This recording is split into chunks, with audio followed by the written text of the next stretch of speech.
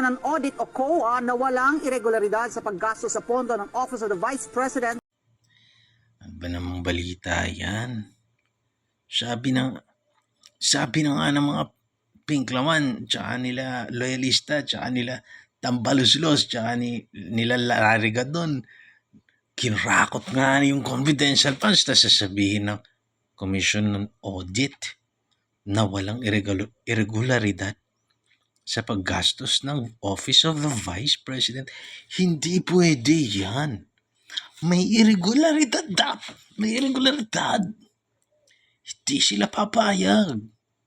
Lalo na yung mga nakagayang bunganga. Hindi siya papayag.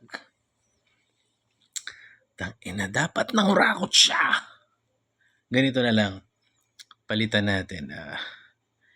I-link natin yung gastos ni Vice President Sara ng confidential fund sa flood control.